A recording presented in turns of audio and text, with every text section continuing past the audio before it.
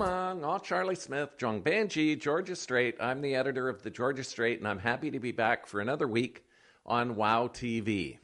I'm going to start with a story about the Vancouver Art Gallery. The Minister of Culture is Coralie Oakes, and she's from Quesnel, represents the constituency of Caribou North, a rookie MLA who was vaulted into cabinet by Premier Christy Clark. And she came to Vancouver to make an announcement about $500,000 in grants to arts organizations. But what happened during the question and answer period afterwards was lots of questions about the future of the Vancouver Art Gallery. The City of Vancouver has turned over a piece of property across from the Sandman Hotel on West Georgia Street. It's called Larwill Park because it used to be a park. Later it was a bus depot. Well, now it's a big parking lot, and that land, which is owned by the city, is going to be the location of a new Vancouver Art Gallery. And according to the art gallery, it will cost $300 million to $350 million to build. The city's providing the land. It's worth about $200 million in terms of the property.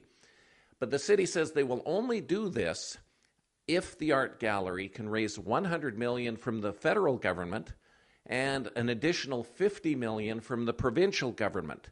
In 2008, Premier Gordon Campbell granted $50 million for the art gallery move. So now the city says they want another $50 million from the provincial government to make up for $100 million to be the same as the federal government contribution. But the Christy Clark government doesn't appear prepared to give this $50 million grant. So Coralie Oakes said that at a news conference in Chinatown, and she said there's no money budgeted for the art gallery's capital campaign in the next budget. Well, the next budget doesn't come down until February of next year, February or March, but probably February. In the meantime, the Legislative Committee on Finance is going about seeking input from the public on the next budget. So the consultation period is already underway, doesn't close until November 15th, yet the minister has already said there's no money for the art gallery in next year's budget. The deadline for that the city has imposed is April 30th of 2015. So if there's no money in the 2014-2015 budget cycle for the province, that means it would have to be in the following year's budget. But the deadline of April 30th, 2015, the next fiscal year, would start on April 1st of 2015.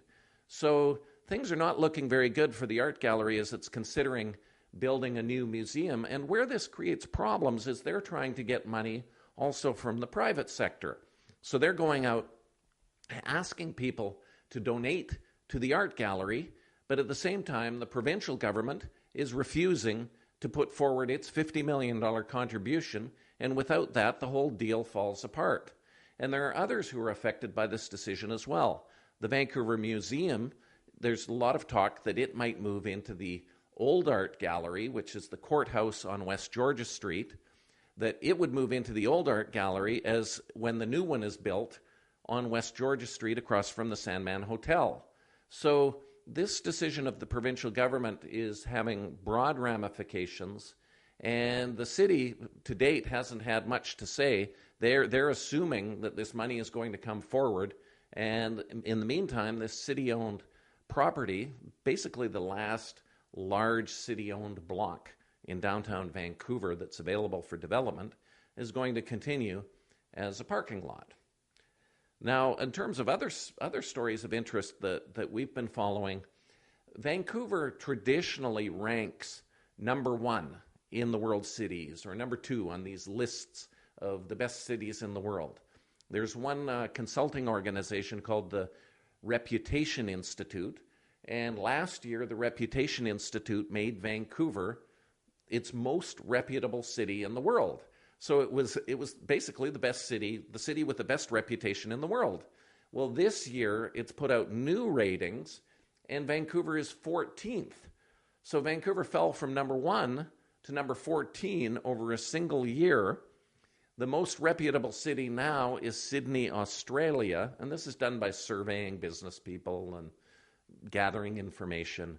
The number 2 is Toronto.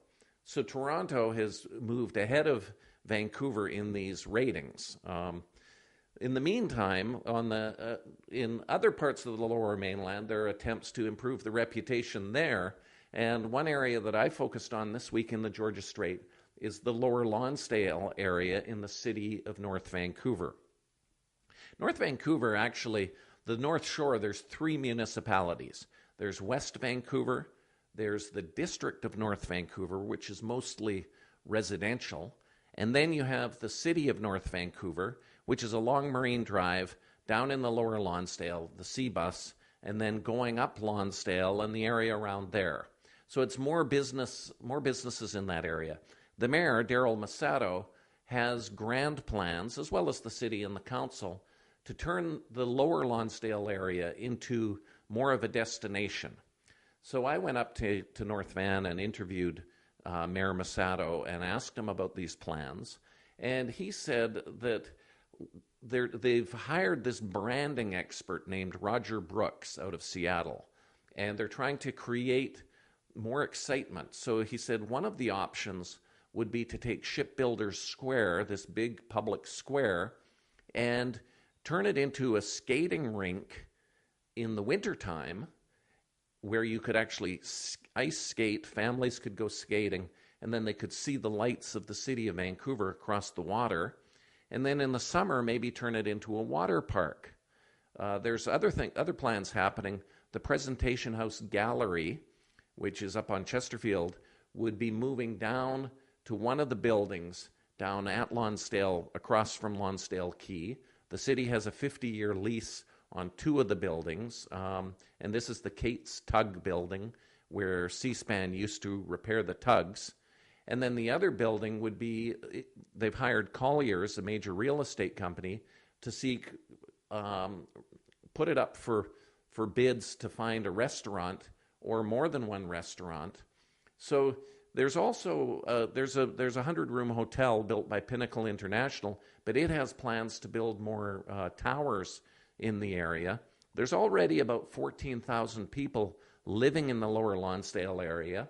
And the Lower Lonsdale area, it's got different definitions depending on who you talk to, but according to the city, it goes up to 8th Street on the north, the waterfront at the bottom, over to Forbes Avenue, and then over to St. Patrick's.